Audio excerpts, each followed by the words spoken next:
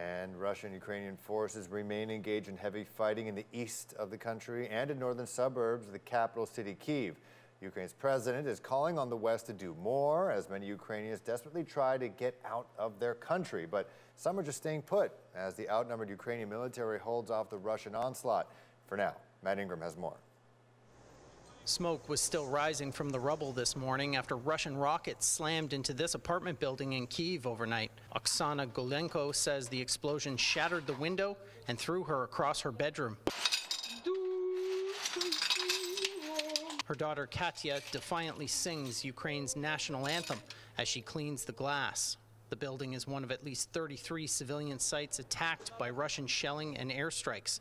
In another residential area, the wreckage of a downed aircraft crashed into a home. Air raid sirens rang out throughout the night and day, and so did explosions. Ukraine's Interior Ministry says this large explosion was a Russian plane destroyed by Kyiv's air defense system. Many families headed to bomb shelters for safety, but not everyone. Boom, like something boom. 26-year-old scientist Oleg Kuzmenko and his girlfriend hear the explosions and sirens from their central Kyiv apartment. There are no Russian troops in his neighborhood, but they have reached the suburbs to the north and northeast. Gunfire can be heard in neighborhoods just north of the city center, where there are reports of heavy fighting. There are a lot of Russian tanks, a lot of militaries. Really scary. Kuzmenko says he considered fleeing west to Poland like millions of other Ukrainians, but has decided to stay, believing the Ukrainian military will hold the city and calling the invasion unfair. We live in peace, everything was fine, and then... Буде Україна в НАТО? Запитав прямо. Ukrainian President Volodymyr Zelensky says European leaders are afraid to lay out a path for Ukraine to join NATO, the Western military alliance, and that continued military aggression by Russia shows Western sanctions are not enough and more is needed. And counter to Russian claims he had fled the country, Zelensky later shared a video of himself and his top ministers near the presidential palace, saying they will fight for independence. Слава Україні! In Moscow, Russia's foreign minister Sergei Lavrov says there are no plans to occupy Ukraine. Earlier today, President Putin called on the Ukrainian military to take power in their own hands. Берите власть в свои руки.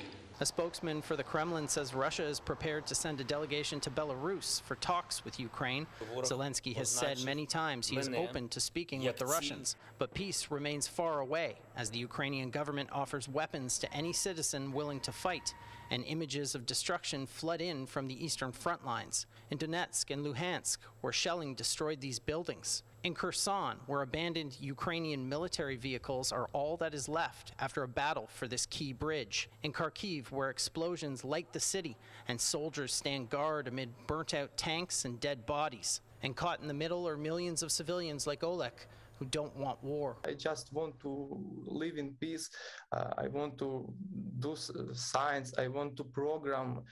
I want to develop yourself, be useful for my country, for this world.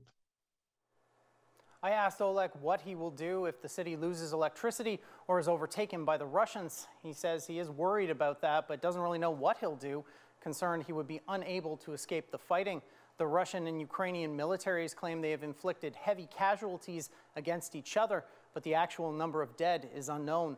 President Zelensky says at least 137 Ukrainian civilians and military died in the first day of fighting. Taz. All right, thanks so much, Matt. And another powerful story from someone inside Ukraine again tonight. On that note, last night you brought us the story of Maria Stepanova, who was trying to leave Ukraine. Have you heard any more from her? Did she make it out? Yes, Taz, we have remained in contact, and she and her family had to turn back to Odessa and are staying with her husband's parents for now. They've abandoned their plans to try and leave the country, saying it's too dangerous on the roads. Overnight, there were rocket attacks around Odessa. Maria tells me her family is okay and the attacks calmed down during the day, but they're expecting a tough night, expecting more attacks on the city.